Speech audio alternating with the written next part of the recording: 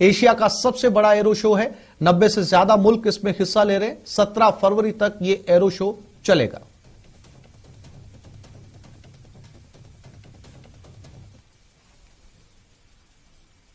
ये बेंगलुरु की तस्वीरें। 90 देशों के विमान और 90 देशों के प्रतिनिधि यहां पर पहुंचे हुए हैं, अपने अपने विमानों से करतब दिखाते हुए।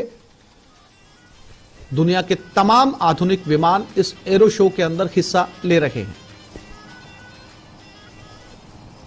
From the skies, it's again the runway. You are about to witness the power-packed takeoff of the Surya Kiran aerobatic team. They will take off in synchronized set of 3 twice, and the single 3 aircraft will take off right after them. We are standby for the Surya Kiran aerobatic team takeoff.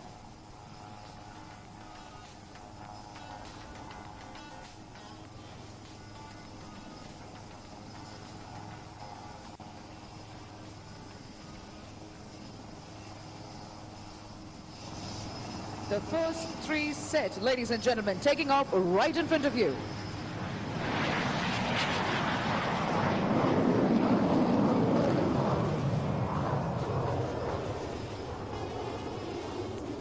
और ये विमान जो है वो take off करते हुए एक साथ 3 विमानों का टेक ऑफ आमतौर पर नहीं देखा जाता है। एक ही रनवे के ऊपर एक विमान की लैंडिंग या टेक ऑफ होता है, लेकिन ये नजारे बेंगलुरु एयर शो के अंदर जहां पर एक रनवे से एक साथ 3 विमानों ने टेक ऑफ किया, बेहद दुर्लभ तस्वीर। Rolling behind them, the single 3 aircraft. प्रधानमंत्री नरेंद्र मोदी इस कार्यक्रम में मौजूद हैं, संबोधित कर चुके हैं और ये दुनिया के तमाम आधुनिक हेलीकॉप्टर, चॉपर, जो साधारण यात्रा से आर्मी तक काम में लिए जाते हैं, स्पेशल ऑपरेशन में काम में लिए जाते हैं, वो तमाम विमान इस एरो शो में हिस्सा ले रहे हैं।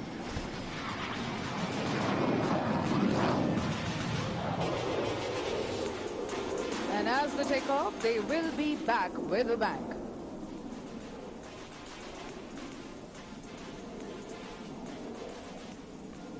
In a short while from now, we will present to you the thrilling, ever-scintillating and heart-stopping air display of the indigenous lightest fighter of the world, Tejas.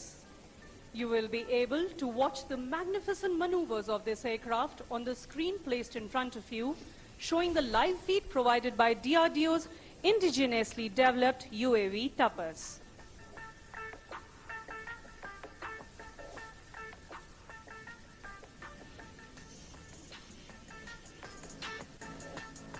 सत्रह फरवरी तक ये एरो शो यहाँ पर चलेगा, जिसमें सभी पूरे दिन भर सभी अलग अलग देशों के विमान इसमें हिस्सा लेंगे। सभी का शेड्यूल तय किया गया है। तो फिलहाल पूरी दुनिया की मेहमान नवाजी एरो शो में बेंगलुरु इस समय कर रहा है।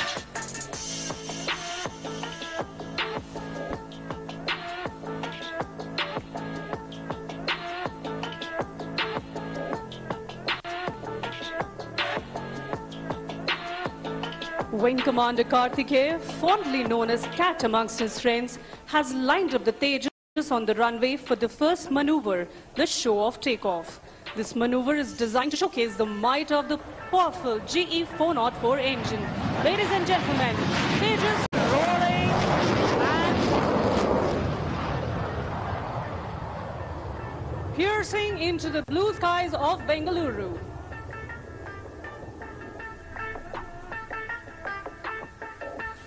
इसमें भारत के विमान भी हिस्सा ले रहे हैं।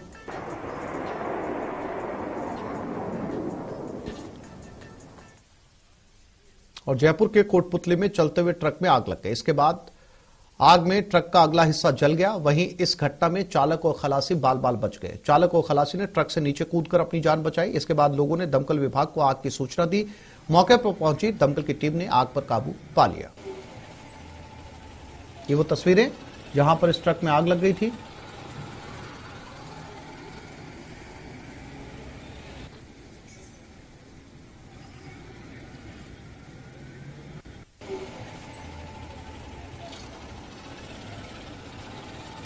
ट्रक का पूरा केबिन जलकर खाक हो गया। जैसे ही ट्रक का केबिन जलने लगा, इसमें कंडक्टर और ड्राइवर कूद गए। आसपास से गुजर रहे ट्रकों और गाड़ियों ने दमकल को सूचना दी। दमकल मौके पर पहुंची और उसके बाद इस आग को बुझाया गया। गनीमत यह रही कि हाईवे पर लगी इस आग की वजह से दूसरे वाहनों को नुकसान नहीं पहुंचा। हालांकि जाम की स्थिति जरूर पैदा हुई।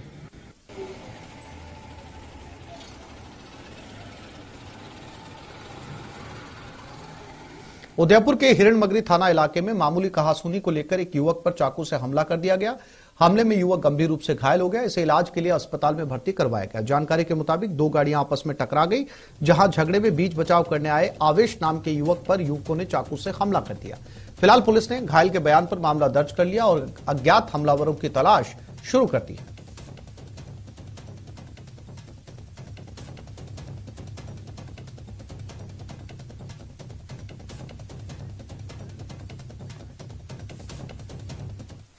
भीलवाड़ा में आज सुबह भीषण सड़क हादसा हो गया, जहां तेजी से आ रही कार ने बाइक को टक्कर मार दी। यह हादसा शहर के अंबेडकर छात्रावास के पास हुआ, जिसमें बाइक सवार गंभीर रूप से घायल हो गए। इसे इलाज के लिए पुलिस ने जिला चिकित्सालय पहुंचाया, जहां डॉक्टरों ने युवक को मृत घोषित कर दिया। इसके बाद पुलिस ने मृत का शव मोर्चरी में रखवा दिया।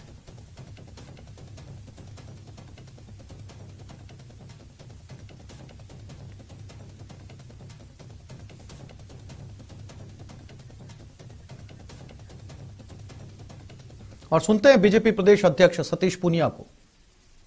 55 सालों तक राज करने के बाद मैं पूछना चाह रहा हूं कि उनकी सरकार रही है, वो कई बार मुख्यमंत्री रहे हैं, तो उन्होंने इंदिरा गांधी नहर परियोजना के अलावा इस किस्म की दूसरी परियोजना राजस्थान में लागू क्यों नहीं की? ये भी इतिहास से तथ्य है कि ये भारतीय जनता पार्टी की वसुंधरा जी के कार्यकाल की योजना थी, जिसमें 13 जिलों को 37,000 करोड़ की योजना से जोड़ा जाना था। अशोक गहलोत जी यदि ईमान होता तो इस पर सियासत नहीं करते, क्योंकि ये सब जानते हैं कि इंदिरा गांधी नहर परियोजना और राजस्थान के पानी का भी पंजाब और हरियाणा से कांग्रेस की जब जब सरकारें रही, हमारे हिस्से के पानी के लिए कितनी मशक्कत करनी पड़ती थी। देश में नदी जल के बंटवारे को लेकर कितने विवाद हैं, सबको पता है। और इसलिए वाजपेयी जी के समय जो नदियों से नदी जोड़ने की जो योजना थी, उस योजना का मोदी सरकार में एक मॉडल है। मध्य प्रदेश में केन बेतवा को जोड़ के भारतीय जनता पार्टी की केंद्र सरकार की मंशा स्पष्ट है, क्योंकि अल्टीमेटली सिंचाई का और पेयजल का पानी मिले, इसके लिए सरकारों को प्रयास करना है। जो मौजूदा योजना है वो केंद्र के मापदंडों के अनुरूप नहीं थी, खाली सियासी काम उन्होंने किया। यदि ऐसा होता तो शुरुआती सरकार के शुरुआती दिनों में इसको इनिशिएट करते बजाय सियासत के, तो उन्होंने इसको केवल राजनीतिक मुद्दा बना के जिंदा रखा है, ताकि केंद्र सरकार को आरोपित किया जा सके और उनके खुद के पाप ढके जा सके। केंद्रीय जल शक्ति मंत्री भी इसको स्पष्ट कर चुके हैं कि वो कम कॉस्ट में, जिसमें 90% खर्चा केंद्र की सरकार वहन करेगी, नदियों से नदियों के जोड़ने के उस प्रोजेक्ट को राजस्थान की सरकार दोबारा से उसकी डीपीआर बना के पेश करे और वो तुरंत इसको मंजूर करेंगे, क्योंकि मकसद है कि राजस्थान के किसानों को, पूर्वी राजस्थान के लोगों को वहां पेयजल और सिंचाई का पानी मिले। कल प्रधानमंत्री जी ने जो कहा है वो उसी संदर्भ में कहा है।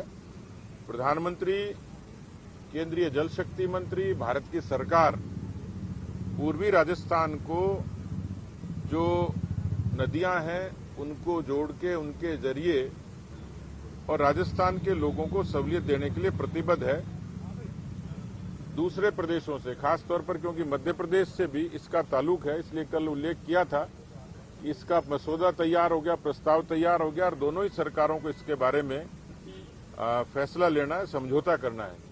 तो मुझे लगता है कि प्रधानमंत्री जी के वक्तव्य के बाद में अब ये दिशा खुल गई, स्पष्ट भी हो गई। थोड़ा सब्र मुख्यमंत्री जी को जरूर रखना पड़ेगा और ईमानदारी से प्रयास करने पड़ेंगे, बजाय किसी सियासी बयानबाजी के। मुझे पूरा भरोसा है कि प्रधानमंत्री जी ने जो कहा है निश्चित रूप से उस पर अमल करेंगे, क्योंकि वो जो कहते हैं वो करते जरूर हैं। नेता प्रतिपक्ष कौन होगा? नेता प्रतिपक्ष को लेकर अटकलें लग रही है सर, कौन होगा नेता प्रतिपक्ष और कब तक ये आगे की प्रक्रिया आपकी हो जाएगी, बजट सत्र में हो जाएगी या आगे लेकर जाएंगे? देखिए, क्योंकि कल ही सारी घटनाएं हुई हैं, राज्यपाल के रूप में माननीय गुलाब चंद कटारिया जी की नियुक्ति से राजस्थान का कार्यकर्ता, राजस्थान के राजनीतिक लोग, राजस्थान की जनता को प्रसन्नता हुई है कि उन जैसे वरिष्ठ अनुभवी व्यक्ति को ये मान सम्मान मिला है। ये सबका मान सम्मान है। उनका स्थान कौन लेगा, क्योंकि कल घटना हुई है और ये पार्टी के आलाकमान के संज्ञान में है। मुझे लगता है कि योग्य समय पर सही निर्णय पार्टी करेगी, पर अभी कुछ चीजें काल्पनिक भी और भविष्य के गर्भ में है, थोड़ा इंतजार करना चाहिए। बजट सत्र चल रहा है, सत्र के दौरान फिर क्या उपनेता को ये चार्ज दिया जाएगा?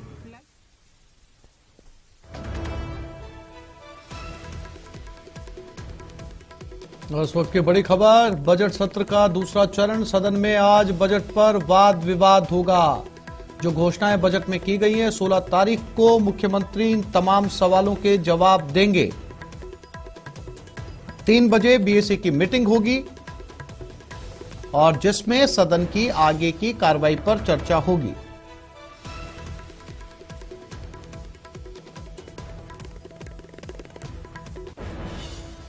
तो सदन में आज बजट पर वाद विवाद, 16 तारीख को तमाम सवालों के जवाब जो सदन में रखे जाएंगे उनके जवाब मुख्यमंत्री खुद देंगे। बीएससी की आज मीटिंग है, उसी में सारी आगे की कार्रवाई को लेकर सब कुछ तय किया जाएगा। सचिन हमारे साथ जुड़ गए, सचिन से बात करते हैं। सचिन, क्या कुछ रहने वाला है बजट में वाद विवाद को लेकर? बिल्कुल, देखिए, जो बजट पेश किया गया था अभी, जब लास्ट कार्रवाई हुई थी तो बजट पेश किया गया था। अब अगले 4 दिन जो बीएससी है उसने कार्य तय कर रखा है। अगले 4 दिन बजट पर वाद विवाद होगा, बहस होगी।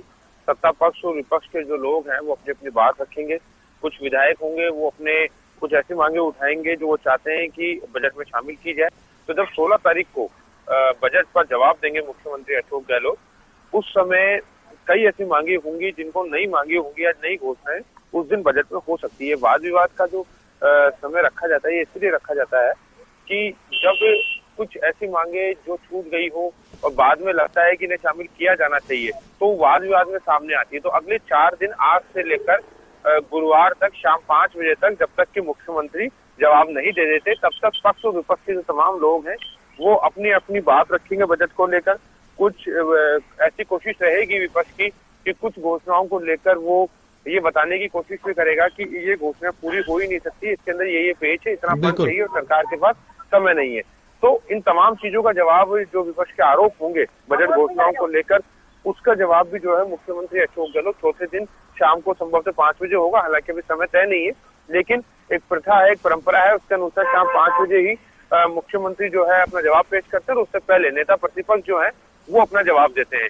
तो ये अगले 4 दिन चलेगा और अगले 4 दिन के बाद में किस तरह से सदन चले, कितनी सदन की बैठकें हो, वो आज अब 3 बजे बीएससी की बैठक होगी। उस बीएससी की बैठक में सत्ता पक्ष, विपक्ष और जितने भी दल हैं उन सबके प्रतिनिधि मिलकर विधानसभा अध्यक्ष के साथ में ये तय करेंगे कि सदन को 16 तारीख के बाद कैसे चलाना है। क्योंकि जो अभी कार्य सलाहकार समिति है उसने सदन का जो कार्य है वो 16 तारीख तक ही तय किया है। 16 तारीख के बाद सदन कितने दिन चलेगा, कितनी बैठकें होंगी इस दौरान, उसको लेकर जो है जो कार्यभार है, जो कार्य है, वो आज तय होगा कि विधानसभा की कार्रवाई 16 तारीख के बाद कैसे चलेगी। लेकिन फिलहाल 16 तारीख को मुख्यमंत्री जवाब देंगे और जवाब के साथ ही कई नई घोषणाएं जो हैं वो भी देखने को मिल सकती है। जी आसिफ, जानकारी के लिए आपका धन्यवाद।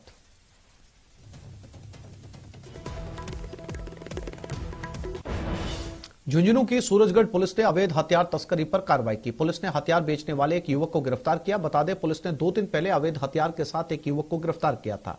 इससे पूछताछ के बाद पुलिस ने आज हथियार सप्लायर को गिरफ्तार किया। फिलहाल पुलिस गिरफ्त में आए आरोपी से पूछताछ कर रही है।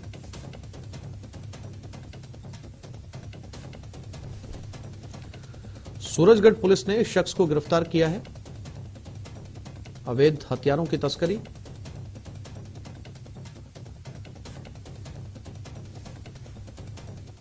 भीलवाड़ा में मानवता को शर्मसार करने वाला मामला सामने आया, जहां 50 साल की महिला के साथ गैंगरेप किया गया। महिला रात के समय खेत में रखवाली कर रही थी, तब उसके साथ ये घटना हुई।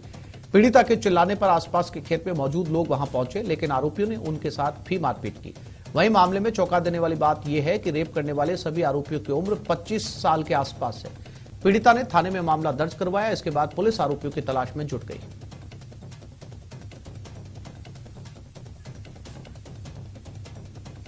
बांसवाड़ा के कोतवाली थाना पुलिस को नकली नोट सप्लाई करने के मामले में एक और सफलता हाथ लगी है। पुलिस ने मामले में फरार चल रहे चौथे आरोपी को एमपी के उज्जैन से पकड़ा है, जो नकली नोट सप्लाई करने का काम करता था। इसके पहले पुलिस ने मामले में कार्रवाई करते हुए 3 लोगों को गिरफ्तार किया। पुलिस ने एक आरोपी ऋषभ को 500 रुपए नोट के नकली 35,000 कैश के साथ पकड़ा था। राजेंद्र सिंह राव निवासी हाउसिंग बोर्ड और नजमा बी एक महिला निवासी प्रतापपुर, इनको गिरफ्तार किया गया था। कुल 3 गिरफ्तारी पहले हो चुकी है। इस मामले में अनुसंधान अधिकारी द्वारा उज्जैन से इसमें जो कनेक्शन था, जिसके यहाँ से फरहान नाम के लड़के से ये नोट लेकर के आए थे, उस फरहान खान को गिरफ्तार किया गया और उसको पीसी रिमांड पर लेकर के अनुसंधान और पूछताछ जारी है। और फरहान उक्त नोट मुरादाबाद और भोपाल की तरफ से लाया था, तो इस संबंध में आगे अनुसंधान कर रहे हैं। धौलपुर में 10वीं क्लास के छात्र की पिटाई का मामला सामने आया, जहां स्कूल और हॉस्टल संचालक ने छात्र को डंडे से बेरहमी से पीटा, साथ ही जाति सूचक शब्दों का भी इस्तेमाल किया गया। इसके बाद छात्र के पिता ने टीचर के खिलाफ मामला दर्ज करवाया। छात्र की पिटाई का वीडियो भी सामने आया है, जो सोशल मीडिया पर वायरल हो रहा है। इसके आधार पर पुलिस फिलहाल जांच कर रही है। वीडियो वायरल हुआ, उसके संदर्भ में पता किया गया तो पता लगा कि Govind public school eco area में है, जिसमें आवासीय विद्यालय चलता है। उसका एक लड़का था ऋषि मीना, उसके साथ स्कूल के प्रधानाध्यापक श्री कल्याण शर्मा द्वारा डंडे से मारपीट किए जाने का वीडियो वायरल हुआ था। उस पर प्रकरण दर्ज करके श्रीमान सीओ साहब दत्ताधिकारी धौलपुर द्वारा तफ्तीश की जा रही है।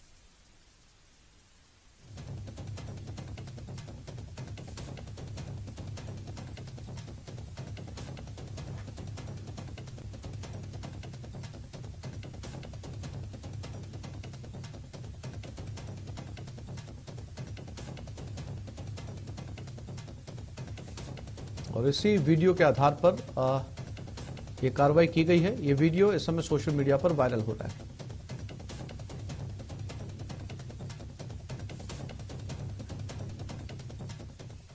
दौसा में पीएम मोदी ने एक बार फिर ईआरसीपी के मुद्दे को लेकर प्रदेश को नई उम्मीद जगाई है। दिल्ली मुंबई एक्सप्रेसवे के पहले फेज के उद्घाटन समारोह के बाद रैली में न सिर्फ पीएम ने ईआरसीपी को जनता के सामने पेश किया, बल्कि कांग्रेस की राजनीति पर तंज कसकर आगामी विधानसभा चुनाव के लिए बीजेपी की तैयारी के संकेत भी दिए।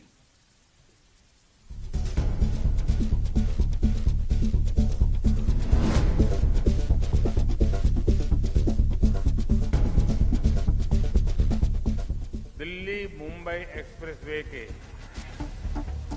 पहले चरण को राष्ट्र को समर्पित करते हुए मुझे बहुत गर्व हो रहा है। एक्सप्रेस वे का उद्घाटन सियासत की बात।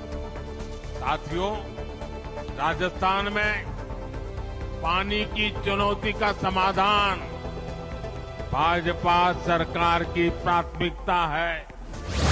पानी और ईआरसीपी पर सीएम पीएम संवाद। मेरे 16 परियोजना चले देश के अंदर, एक परियोजना अगर आप करते हैं तो आपसे बड़ा आभारी रहेंगे राष्ट्रवादी। मौका भले ही देश के सबसे बड़े एक्सप्रेस वे के पहले फेज के उद्घाटन का था, लेकिन दौसा में पीएम मोदी के आगमन को लेकर जो अटकल लग रही थी, कुछ वैसा ही नजारा देखने को मिला। चुनावी साल में 1 महीने के अंदर पीएम के दूसरे दौरे को लेकर राजस्थान को कुछ न कुछ पाने की उम्मीद थी और ईआरसीपी के मुद्दे को लेकर एक बार फिर दोनों पक्षों ने अपनी बात रखी। सीएम ने पीएम से मांग की तो पीएम मोदी ने भी राजस्थान को एक नई उम्मीद जगाई। तो इस बुलेटिन में फिलहाल इतना ही। नमस्कार।